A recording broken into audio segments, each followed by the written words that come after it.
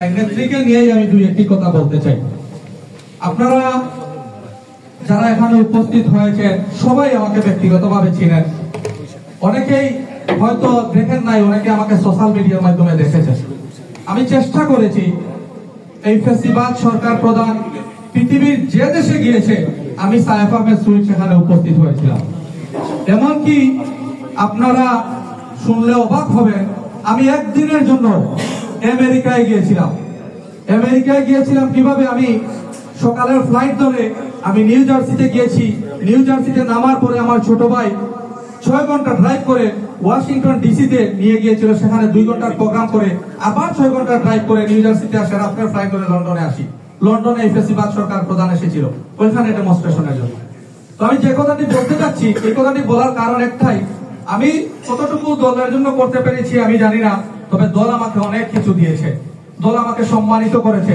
শুধু তাই নয়, কিছু সময় আগে আমাদের যুগ্ম আহ্বায়ক শামসুজ্জামান জামান ভাই একটা কথা বলেছেন, সেই কথার সূত্র ধরেই আমি 2-4টি কথা বলছি। যে আমি সায়েফ আহমেদ সুইট, বাংলাদেশের আপসহীন নেত্রী, বাংলাদেশের 3 বারের নির্বাচিত প্রধানমন্ত্রী, গণতন্ত্রের জননী, শহীদ প্রেসিডেন্ট জিয়াউর রহমানের সহধর্মিণী, স্বাধীনতার ঘোষকের সহধর্মিণী, আগামীর বাংলাদেশের প্রধানমন্ত্রী, বিএনপির ভারপ্রাপ্ত চেয়ারম্যান তারেক রহমানের মমতাময়ী মায়ের সাথে সাক্ষাৎ করতে ফিরিজায় গিয়েছিলাম। সেটা আমার জন্য, আমার রাজনীতির জীবনের জন্য অনেক বড় একটা প্রাপ্য, অনেক বড় একটা জিনিস। আমার মনে হয় না, আমার জানা মতে পর্তুগালের কেউ ফিরোজায় ম্যাডামের সাথে দেখা করেছে।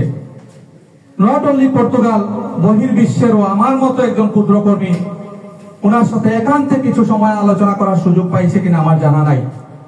যখন ওনার সাথে আমি প্রথম দেখা হয়, সেই মুহূর্তে ওনার পিএস মাসুদ ভাই ছিল আমার সাথে। যখন আমি ঢুকি তো ওনার শিমুল বিশ্বাস ওনার ছিলেন, এরপরে আমাদের অ্যাডভোকেট আজম ভাই ছিলেন আমাদের টাঙ্গাইলের নিচে ড্রয়িং রুমে। আমি যখন উপরে যাই, প্রথমে ওনাকে দেখার পরে আমার চোখের মধ্যে অটোমেটিক পানি চলে এসেছিল। ওই জন্যই চলে এসেছিল, উনি একটা বেডের মধ্যে বসা, মনে হচ্ছিল এই দেশের জন্য উনি এখনো অনেক কিছু করতে চান, কিন্তু উনি তো অসুস্থ। আমি যখনই ওনার সাক্ষাৎ পাই, সাথে সাথেই আমি বলি, ম্যাডাম আপনাকে দেখার জন্য আমার জীবনে একটা খায়েশ ছিল, আজ আমার খায়েশটা পূর্ণ হলো। আপনি আমার জন্য দোয়া করবেন, আমরাও আপনার জন্য দোয়া করছি, আপনি যেন বাংলাদেশের দায়িত্ব আবার নেন। তখন ম্যাডাম আমাকে প্রশ্ন করেছিলেন, তুমি কখন এসেছো বাংলাদেশে? আমি বললাম, ম্যাডাম এই কিছুদিন আগে। তখন উনি বলেন, পর্তুগালে কত সংখ্যক বাঙালি আছে? আমি বললাম 30 থেকে 40,000 বাঙালি আছে। উনি জিজ্ঞেস করলেন, উনি জানতে চাইলেন আমার দেশের লোকজন কি এখানে বাঙালি খাবার পায়, মাছ মাংস সব আছে বাংলাদেশে? আমি বললাম, জি ম্যাডাম সব আছে। উনি তারপরে আমাকে ব্যক্তিগতভাবে 2-1টি প্রশ্ন করেছিলেন, তোমার ছেলে মেয়ে কয়জন? আমি বলছিলাম যে এটা আমার আছে 2 জন, একজন ছেলে একজন মেয়ে। বড় ছেলের বয়স কত, মেয়ের বয়স কত, আমার ব্যক্তিগত বিষয় নেই। তো যে কথাটি আমি বলবো, উনি এত বড় মাপের একজন মহান নেত্রী, যিনি বাংলাদেশকে 3 বার রাষ্ট্র পরিচালনা করেছেন, তিনি আমার মতো একজন ক্ষুদ্র কর্মীর সাথে এত সময় আলোচনা করেছেন। এই কথা দেখে, বা আমি যখন ওনার সাথে কন্টিনিউ কথা বলছিলাম, তখন নিচে এসে ওনার এপিএস আমাকে বলল, আপনি তো ভাই অনেক সাহসী। বলে কি? বলে আপনি এত সময় ম্যাডামের সাথে কথা বলতে পারলেন। আমি বললাম, ভাই ম্যাডামকে দেখার পরে তো আমি মনে করছি যে আমি আমার দেশের মা, আমার মায়ের মতো আরেকজনের সাথে কথা বলছি, এখানে তো ভয়ের কিছু নেই। আর উনি যেভাবে আমাকে আন্তরিকতার সহিত প্রশ্ন করেছেন, তো এখানে তো ভয়ের কিছু নাই।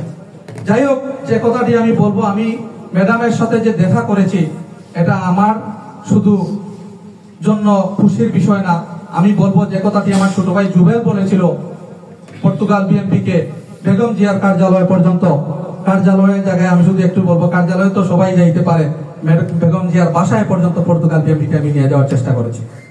সেজন্য এটা আমার একার পক্ষে সম্ভব হয় নাই, আপনাদের সকলের সহযোগিতায়, সকলের ভালোবাসায় এটা সম্ভব হয়েছিল। যাই হোক, আমি বেশি কিছু বলবো না, আরো 2-1টি কথা বলেই যেহেতু আমি পরিচালনা করার মধ্যে ছিলাম, আমার বক্তব্য দেওয়ার সুযোগ ছিল না।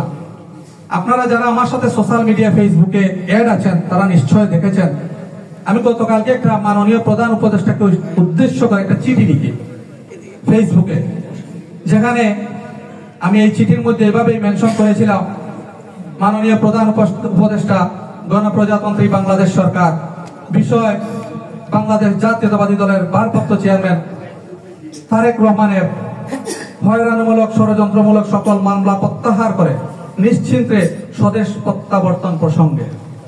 সেখানে আমি লিখার চেষ্টা করেছিলাম, স্বৈরাচার পালিয়ে যাওয়ার পরেও সবাই মোটামুটি নির্যাতন নিপীড়ন থেকে রেহাই পেয়েছে।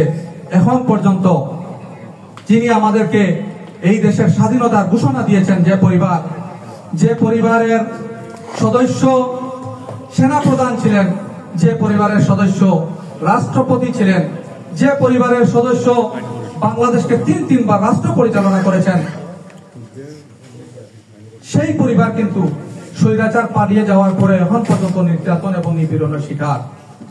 আজও কিন্তু এই পরিবারের স্বাভাবিক জীবন ফিরে আসেনি।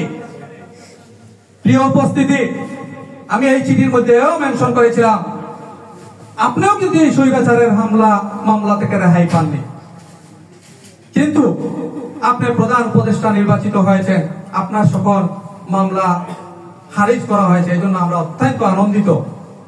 আপনার কাছে আমার আকুল আবেদন, আমি ফেসবুকে দিয়েছি, আজকে সোশ্যাল মিডিয়া মাধ্যমে বলতে চাই, মাননীয় প্রধান উপদেষ্টা বিএনপির ভারপ্রাপ্ত চেয়ারম্যানের সকল মামলা প্রত্যাহার করে দ্রুত সম্ভব নিশ্চিন্তে বাংলাদেশে প্রত্যাবর্তনের সরকারিভাবে ব্যবস্থা গ্রহণ করার উদারত আহ্বান জানাচ্ছি।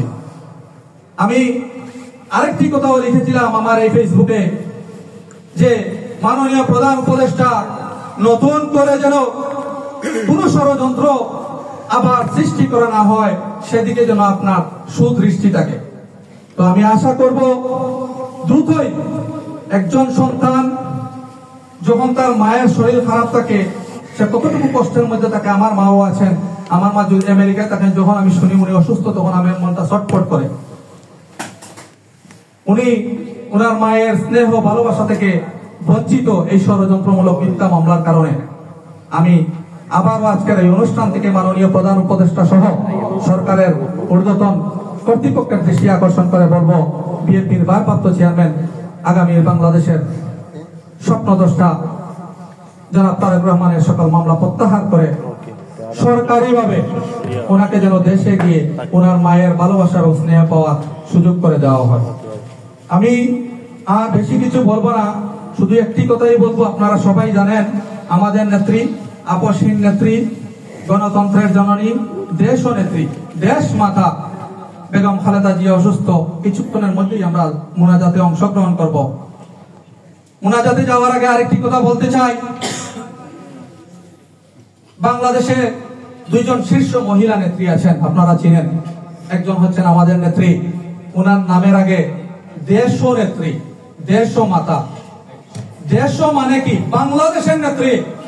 দেশ ও মাতা মানে কি? বাংলাদেশের মাতা। আরেকজন আছেন যাকে বলে জননেত্রী। জন তো তিনজনকে দিয়ে জন হয়, চারজনকে দিয়েও জন হয়। ওনার নামের আগে কিন্তু দেশ নাই, দেশ মাতা নাই, ওনার নামের আগে জননেত্রী লাগায় তারা। তো ওইটা তাদের দেওয়া। আর দেশনেত্রী এবং দেশমাতা বাংলাদেশের জনগণ দিয়েছে। আজকে উনি অসুস্থ, ওনার জন্য সারা বাংলাদেশ, গোটা পৃথিবী কাঁদছে, কান্নাকাটি করছে। অপরদিকে আমরা কি দেখতে পাচ্ছি? আরেকজন মহিলা নেত্রী, ওনাকে ছিঁচি দীক্ষা দিচ্ছে বাংলা সহ। বাংলাদেশে কোন নেত্রী আছে?